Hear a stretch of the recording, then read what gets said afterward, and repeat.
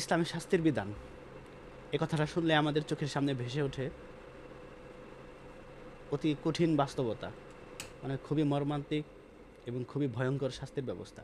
আসলে কি বিষয়টি এরকম? আসলে তা না। 1400 বছর আগে রাসূল সাল্লাল্লাহু আলাইহি ওয়াসাল্লাম ইসলামী বিধান যা কিছু প্রণয়ন করেছে তা হচ্ছে সামাজিক শান্তি শৃঙ্খলা, নিরাপত্তা এবং ভারসাম্য রক্ষা করার জন্য। তো আজকের ভিডিওতে আমরা ইসলামের শাস্তির প্রকারভেদগুলো নিয়ে আলোচনা করব এবং উদাহরণের মাধ্যমে বোঝার চেষ্টা করব।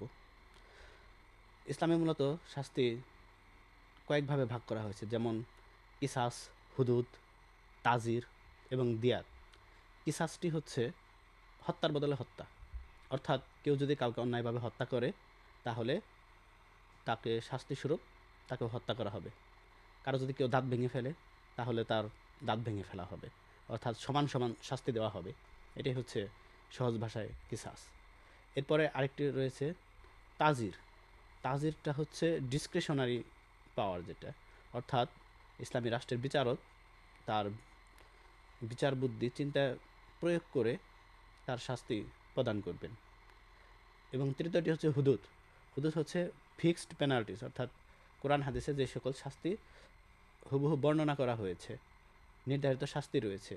যেমন চুরির শাস্তি হচ্ছে হাত কাটা, জিনার শাস্তি হচ্ছে পাথর মেরে হত্যা করা, আর যদি অবিবাহিত হয় তাহলে তাকে 100 বেত্রাঘাত এবং 1 বছরের জন্য নির্বাসন।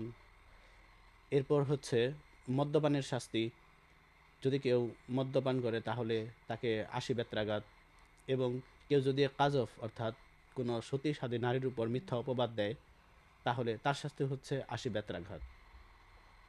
তো এই শাস্তিগুলো হচ্ছে নির্ধারিত, এগুলো হচ্ছে হুদুদ। আবার এর বাইরে যেটা রয়েছে দিয়াত, তা হচ্ছে যাকে হত্যা করা হয়েছে বা যাকে জখম করা হয়েছে সে যদি চায় যে অর্থদণ্ডের মতো, যেহেতু ক্ষতি হয়েছে তাকে অনুরূপ করা হলে এর কোনো উপকার আসবে না, তাহলে সে কিছু অর্থদণ্ডের বিনিময়ে তাকে মাফ করে দিতে পারে। এটা একটি বিধান। তবে সর্বোপরি কোরআন সুন্নাহর বিধান মতে নিয়ম হচ্ছে ক্ষমা করে দেওয়া সর্বোত্তম।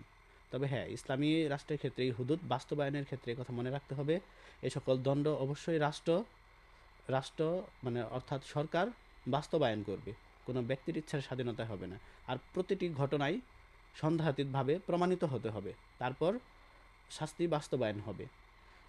তো মূলত ইসলামী রাষ্ট্র এবং ইসলামী সরকার যখন কোরআন সুন্নাহর এই শাস্তি বাস্তবায়ন করবে তখনই কেবল সম্ভব সমাজে শান্তি শৃঙ্খলা, নিরাপত্তা, ভারসাম্য রক্ষা করা।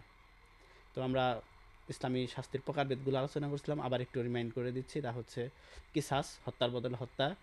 আরেকটি হচ্ছে হুদুদ, অর্থাৎ কোরআন হাদিসে যে সকল বিধান উল্লেখ আছে শাস্তির। আরেকটি হচ্ছে তাজির, অর্থাৎ বিবেচনামূলক যেই শাস্তিগুলোর কথা কোরআন হাদিসে সরাসরি উল্লেখ নেই। আরেকটি হচ্ছে দিয়াত, অর্থাৎ রক্তপণ বা জরিমানা স্বরূপ আমরা বলতে পারি। তো এর কয়েকটি ছিল প্রকার। আশা করি কিছু হলেও বুঝতে পেরেছেন। ধন্যবাদ সবাইকে। আসসালামু আলাইকুম।